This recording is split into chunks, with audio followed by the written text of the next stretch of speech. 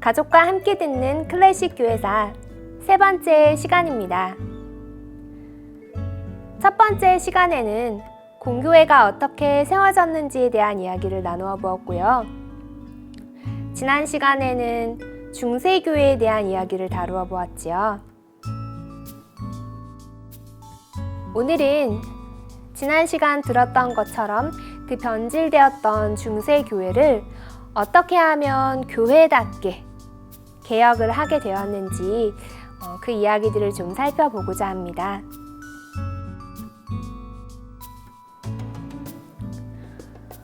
종교개혁을 한 단어로 정의한다면 이렇게 말할 수 있을 것 같습니다. 오직 성경, 솔라 스크립튜라.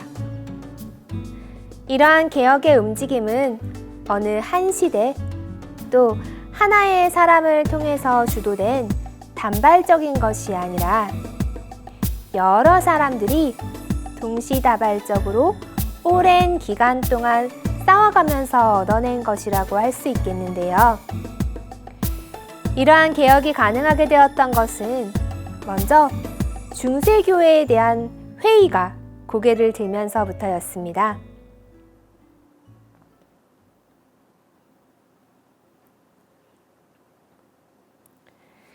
그 시작은 많은 사람들의 목숨을 앗아간 14세기의 흑사병이었는데요. 약 7,500만 명에서 2억 명까지도 사람들이 목숨을 잃었다고 해요.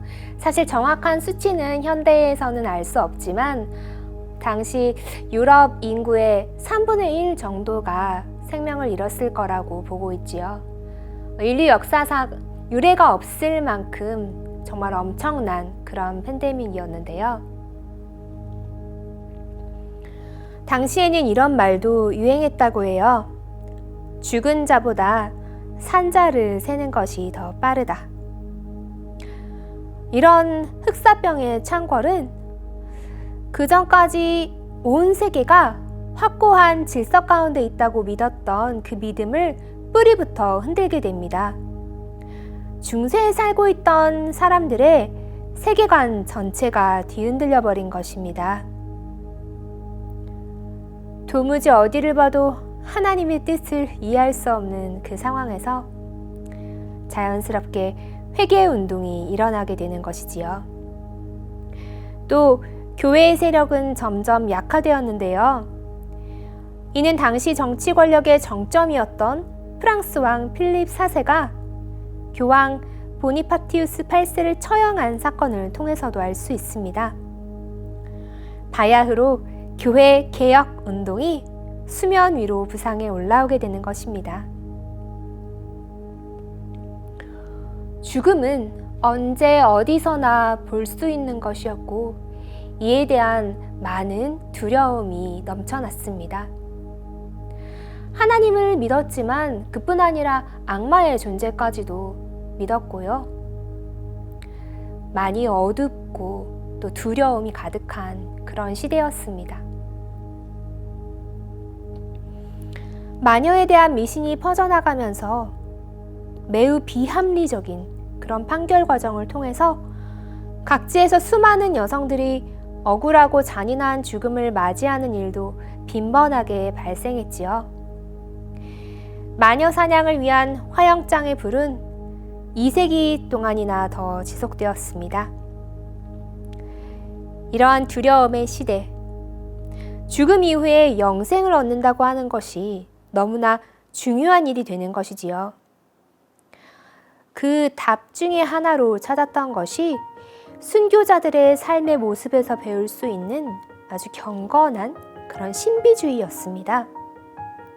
성인, 이 거룩한 사람, 잘 알려진 이런 성인은 마치 하나님과 인간의 중재자처럼 그렇게 생각되기도 했고요. 살아가는 모든 일상들을 이런 성인과 연결시키기도 했는데요.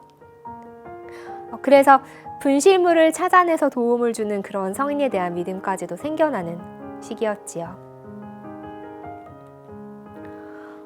주목할 만한 것은 이때를 기점으로 주교가 없는 곳에서도 일반 성도들이 모인 그곳에서도 교회가 있을 수 있다는 생각이 생겨나기 시작했다는 것입니다.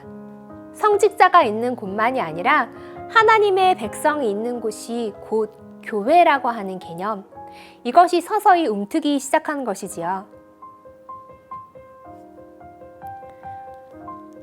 교회 안에 쌓인 이 세속적인 많은 재산, 이런 것들의 저항감을 느끼면서 예수 그리스도와 제자들의 그 가난하면서도 아주 청빈했던 그 삶을 되찾고자 하는 청빈 운동도 일어났습니다. 누더기를 걸친 수도사로 많이 알려져 있지요.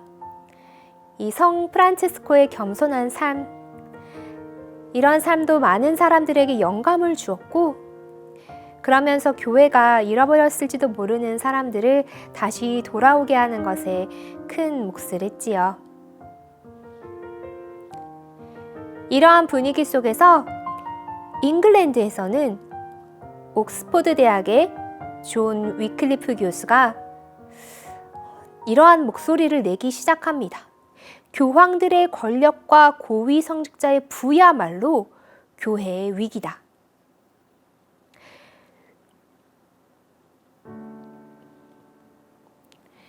위클리프는 그 당시에 최초로 영어로 성경을 번역하는 일을 시작했습니다. 영어는 일반 성도들이 사용하는 언어였고 성경은 라틴어로 적혀 있었기 때문에 보통 사람들은 공부하지 않고서는 그 성경을 읽을 수 없었어요. 성직자에게만 읽는 것이 허용되었던 이 성경을 번역함으로써 일반 성도들도 동일하게 성경을 읽을 수 있도록 한 것이지요. 사제를 통해 죄를 고백하는 고해 성사를 폐지하기도 하고, 또 교회 제도 전체를 향한 아주 과격한 공격도 서슴지 않았습니다. 이것에 대한 로마 교황청의 분노는 엄청난 것이었습니다. 교황청으로부터 아주 공식적인 교회 저주를 받기도 했고요. 하지만 그럼에도 불구하고 위클리프의 사상은 널리 퍼지게 됩니다. 체코에서는 야누스가 사제들에게만 용납되어 있었던 이 성찬식의 잔, 포도주를 평신도들에게도 일반 성도들에게도 나눌 수 있도록 합니다. 지금 보시는 사진은 우리 영광교회에서 종교개혁 500주년 탐방으로 체코를 방문했을 때 그 교회에서 찍은 곳인데요. 보는 것처럼 성찬을 할 때 분병, 떡을 나누는 것, 분잔, 이 잔을 나누는 것 중에서도 성도들에게는 금지되어 있었던 이 잔까지도 모두가 공평하게 나눌 수 있다고 하는 이 야누스의 말을 생각하면서 잔을 이렇게 모양으로 남겨놓은 것을 볼 수 있습니다. 야누스는 망명 시절 요한복음 8장 32절 말씀으로 설교를 한 적이 있습니다. 진리를 알지니 진리가 너희를 자유롭게 하리라. 아멘. 이 본문으로 이런 말을 남겼다고 해요. 경건한 그리스도인이여, 그대는 진리를 찾아 나서고 진리를 듣고 진리를 배우고 진리를 사랑하고 진리를 말하고 진리를 지키고 죽기까지 진리를 증언하시오. 왜냐하면 진리는 그대를 죄와 사탄으로부터 구원하고 영혼의 죽음과 영원한 죽음에서 해방시키기 때문입니다. 15세기 초 교회 안에는 스스로를 교황이라고 주장하는 사람이 3명이나 있었습니다. 그러니 교회의 이 최고 지위인 교황은 그 명망을 잃고 말았습니다. 많은 신학자들이 공의회를 열자고 요구를 했고요. 또 1414년부터 18년까지 4년 동안 지속된 이 콘스탄츠 공의회에서 성직 매매를 철폐하고자 했습니다. 주류층의 개혁이 시도되었던 것입니다. 하지만 이 목표들은 아쉽게도 성사되지 못하였고 3명의 교황이 폐위되는 결과만 남았으면서 또 그 희생물로 후스가 목숨을 잃게 됩니다. 후스는 체포되어서 고문을 받고 이단으로 정죄되어서 화형을 선고받고 맙니다. 후스의 신봉자들은 무기를 들었고요. 이것은 무자비한 그런 참혹한 결과를 낳은 후스 전쟁으로 이어지지요.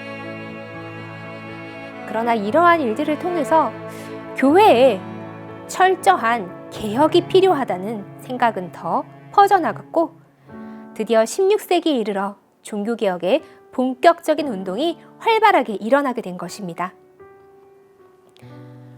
로만 가톨릭 교회는 기독교에 있어서 가장 중요한 것을 전통이라고 생각합니다.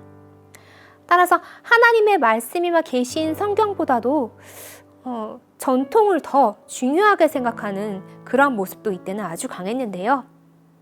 그런데 이 위클리프 때부터 전통보다 하나님의 말씀인 이 성경이 더 우위에 있다 이렇게 보았기 때문에 성경의 제자리를 찾는 개혁운동이 시작된 거라고 볼 수 있겠죠.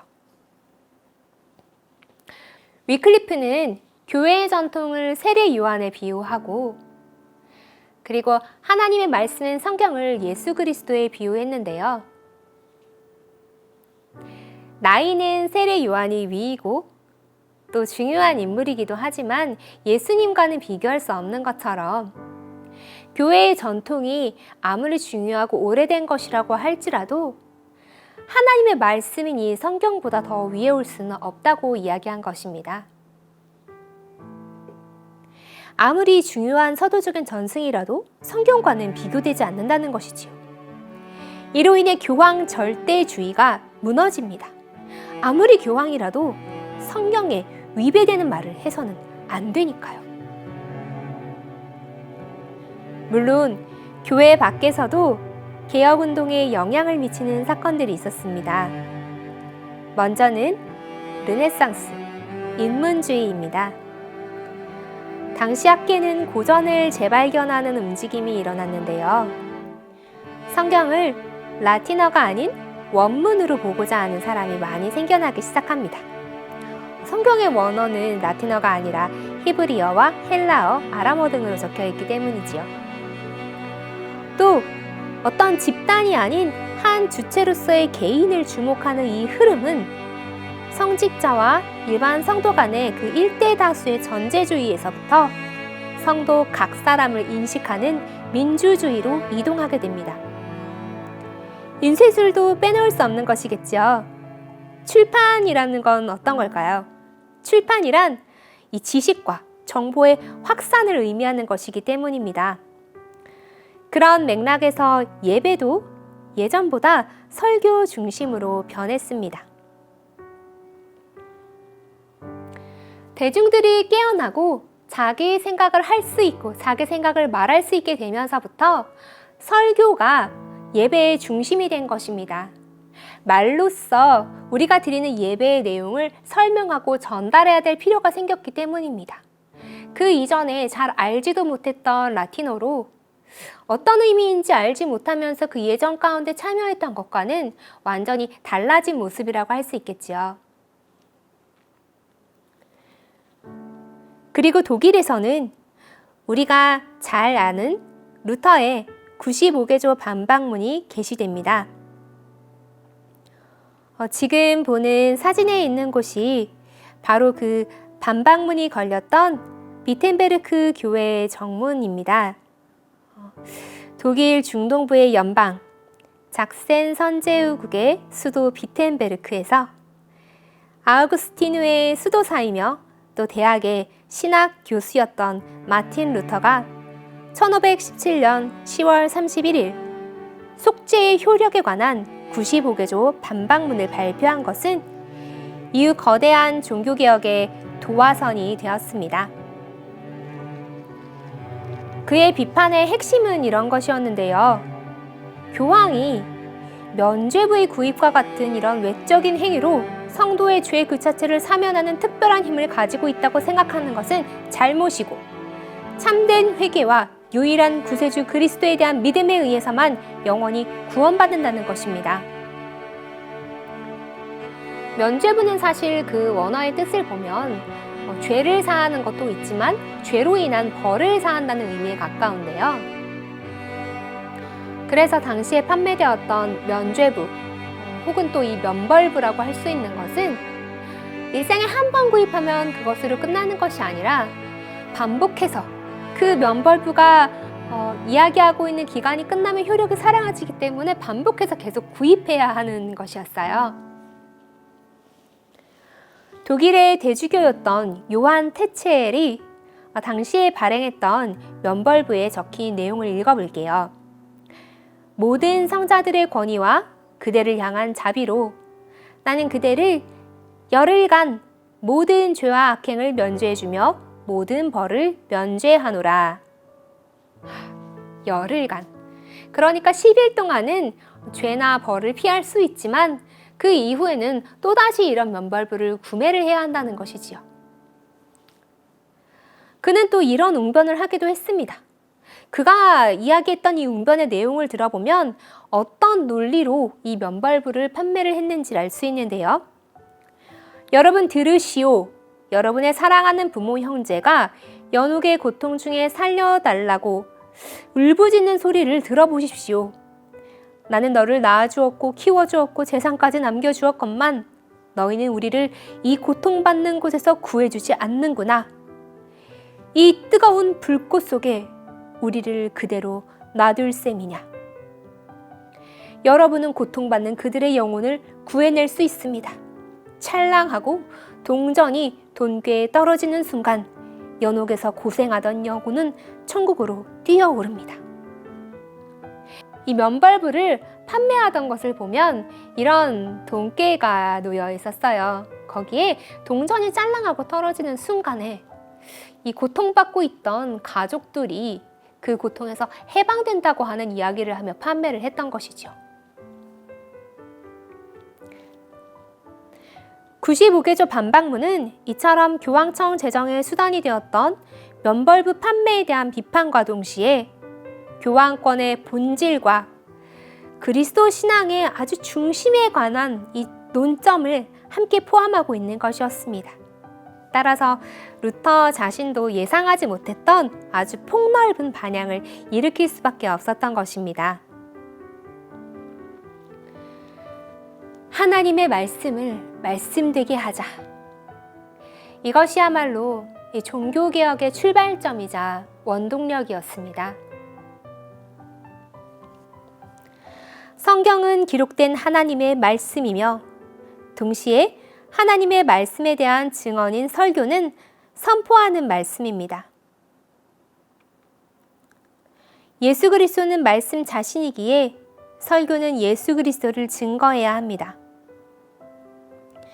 이 세 가지가 결코 분리되거나 떨어질 수 없다는 것이 루터의 핵심이었습니다. 이것은 오늘날에도 마찬가지입니다.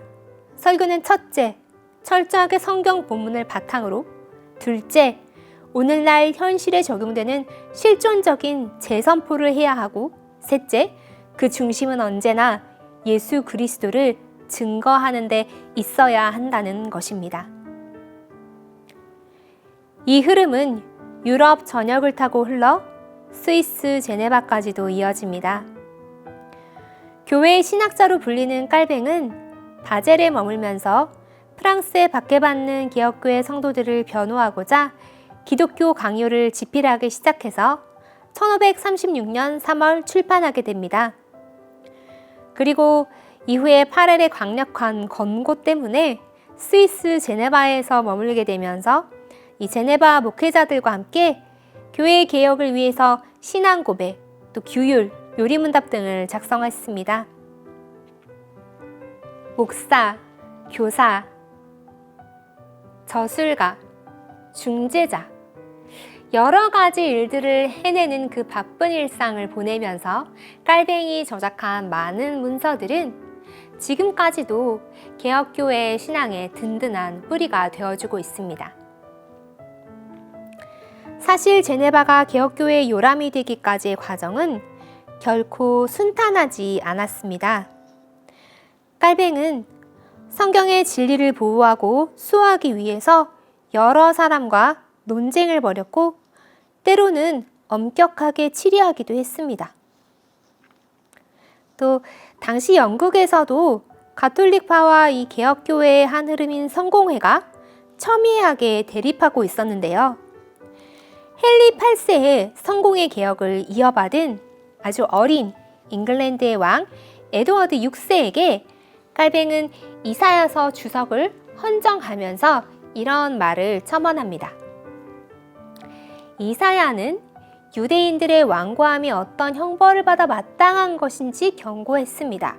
동시에 새롭고도 믿기 어려운 교회 회복에 대해 말하면서 교회가 항상 행복하고 영광스럽게 번성할 수 있도록 하나님께서 돌보실 것이라고 약속하고 있습니다. 교회란 오직 하나님 손에 놓여 있습니다. 하나님께서는 때로 자신의 교회를 자신의 손으로 무너뜨리시지만 그 무너뜨림은 완전히 소멸시키기 위한 것이 아니라 새롭게 재건하기 위한 것입니다. 하나님을 더 이상 신뢰하지 않는 배은망덕한 교회에 대한 하나님의 심판은 곧 새로운 교회 회복의 시작입니다.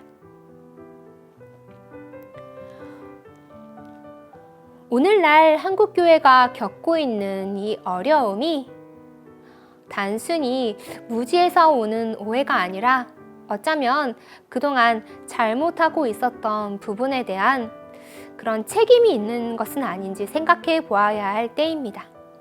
만일 그렇다고 한다면 그 잘못에서 돌이켜서 뉘우치고 또 새롭게 시작할 수 있는 그런 기회가 주어져 있는 것인지도 모르겠습니다.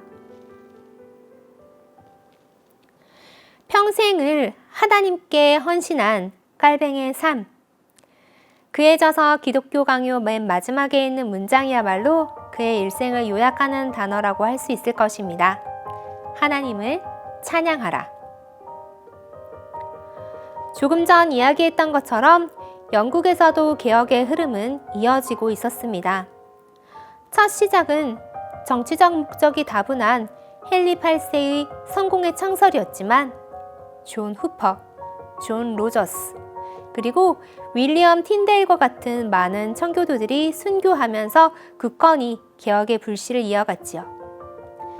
피의 메리라고 불리우는 메리 여왕 때에 화형당한 윌리엄 틴데일이 남긴 말입니다. 나는 교황과 그의 모든 법에 반항한다. 만약 하나님께서 나를 지켜주신다면 쟁기를 끄는 소년이 사제들보다 성경을 더 많이 읽게 될 날을 보게 될 것이다. 하나님을 기쁘시게 한 것보다 더 나은 일은 없다. 물을 붓든지 접시를 닦든지 구두 수성공이 되든지 사도가 되든지 모두 하나이다. 접시를 닦는 것과 설교를 하는 것 모두 하나이며 하나님을 기쁘시게 하기 위한 것이다. 하나님이 우리 편이라면 그 누가 우리를 대적하겠는가? 사제, 추기경, 교황이겠는가? 이런 영국의 종교개혁의 아주 커다란 성과는 웨스트민스터 총회라고 할 수 있습니다. 사실 이번에 열린 총회는 우리 대한예수교 장로교회 총회는 참 씁쓸한 그런 인상을 지울 수 없는 것이었는데요. 우리 장로교회의 뿌리라고 할 수 있는 웨스트민스터 총회는 5년 7개월 22일 동안 이루어진 것이었습니다.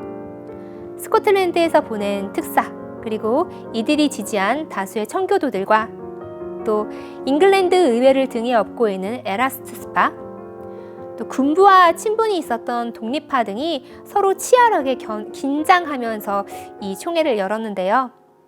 그런 만큼 아주 다양한 정치적인 힘들이 작용했지만 그럼에도 불구하고 성경적인 답은 무엇인가? 이것을 구하기 위해서 아주 분명한 판단 기준이 존재했습니다.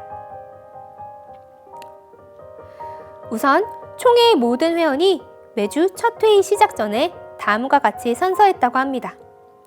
나는 하나님의 말씀에 가장 일치한다고 믿는 것 외에는 그 어떤 교리도 주장하지 않겠습니다. 나는 하나님의 영광과 교회의 평화와 건덕을 위해 취할 수 있는 최선의 것 외에는 그 어떤 제도도 주장하지 않겠습니다. 총회가 일어나는 기간 동안 정치적인 상황이 변화였고 또 거기서 오는 압박도 엄청났습니다. 그럼에도 불구하고 이 총회를 통해서 교회를 어떻게 하면 잘 개혁할 수 있을까? 이것에 집중한 사람들이 있었고 그러한 사람들이 몇 년 동안 말 그대로 자신의 모든 것을 걸고 애쓰며 만들어낸 결과 그렇게 나온 신앙 고백서와 대교리 문답, 소교리 문답은 이후 세대들에게 열매 맺게 하는 걸음이 되었습니다. 우리 총회헌법의 교리문답 역시 이 소교리 문답의 내용을 그대로 채택하고 있기도 합니다. 오늘은 이렇게 종교개혁의 시기에 있었던 여러 가지 이야기들을 각지의 사건들을 통해서 살펴보았습니다. 그리고 함께 들으실 곡들도 이 유명한 종교개혁가들이 편찬하거나 작곡한 그런 곡들로 한번 들어보려고 하는데요. 첫 번째 함께 들어보실 곡은 루터의 코랄입니다. 루터는 신학뿐 아니라 음악에도 굉장히 공헌한 바가 큰데요. 스스로 곡을 작곡할 정도로 음악적으로 적극적이었고 어느 개혁자들보다도 개방적이기도 했습니다. 루터는 이렇게 말했어요. 나는 음악을 사랑한다. 왜냐하면 음악은 하나님의 선물이고 영혼을 즐겁게 하고 마귀를 몰아내고 죄 없는 기쁨을 일으키고 이를 통해 분노, 역정, 교만을 지나가게 하기 때문이다. 나는 신학 다음으로 음악이 그 자리에 있다고 생각하는데 이는 다윗과 모든 선지자들의 예를 보아 얻은 결론이다. 그들은 자신의 행적을 시와 노래로 전했다. 특별히 루터가 교회 음악에 크게 공헌한 것은 코랄이라고 하는 것입니다. 코랄은 말 그대로 합창을 의미하는 단어인데요. 민요적인 그 대중의 선율에 모국어로 가사를 붙인 회중찬송가를 이르는 말입니다. 코랄이 만들어지면서 그 전까지 성직자나 전문 합창단에 의해서 라틴어로만 불려지던 선율이 중세 이후 처음으로 온 회중에 의해 불려지게 되었습니다. 그리스도를 구주로 믿는 사람은 누구나 하나님 앞에서 동등하며 성도는 누구나 제사장이라고 하는 이 만인 제사장설이 아주 구체적으로 반영된 것이지요. 그 코랄 중에서도 가장 유명한 곡 중 하나인 내주는 강한 성이요를 원곡과 또 영화에 삽입된 버전으로 두 가지 함께 들어보시겠습니다. 이 곡이 삽입된 영화 크미치스는 폴란드의 역사 영화인데요. 쿼바디스의 작가 헨리크 시엔키에비치의 소설 대홍수를 영화한 것이라고 합니다. 그 다음에 들어보실 곡은 깔뱅의 제네바 시편 찬송가 115편입니다. 이 제네바 시편 찬송가 서문에는 이렇게 적고 있습니다. 기도나 찬송이 목구멍에서만 나오고 마음의 감동에서 우러나오는 것이 아니면 하나님 앞에서 아무런 가치도 유익도 없다는 것이 분명하다. 혀는 하나님을 향한 찬송을 말하고 선포하기 위해서 창조되었기 때문이다. 지난 시간에 들려드린 곡 중에서는 또 우리에게 많이 익숙하고 곡조 자체도 아름다워서인지 거룩하신 주님을 가장 많이 좋아해 주셨어요. 또 어떤 분은 이 그레고리 성가의 곡조가 우리나라 민요하고도 좀 비슷한 것 같다는 말씀을 해주셨는데요. 그레고리 성가 자체가 그 당시에 많은 사람들에게 전통적으로 불려지고 있던 그 곡조에다가 가사를 입혀서 편찬한 것이기 때문에 어쩌면 나라는 다르지만 비슷하다고 느끼셨을 수도 있을 것 같아요. 오늘도 이 강의를 다 들으신 후에 그냥 바로 핸드폰이나 PC를 끄지 마시고 소개해드린 링크를 따라서 음악을 한번 들어보시고 또 그 음악에 대한 이야기도 함께 남겨주시면 좋을 것 같아요. 그러면 이제 돌아오는 주간 또 추석인데 명절 연휴 건강하고 또 안전하게 평안하게 잘 보내시고 다음 주에 다시 만나면 좋겠습니다.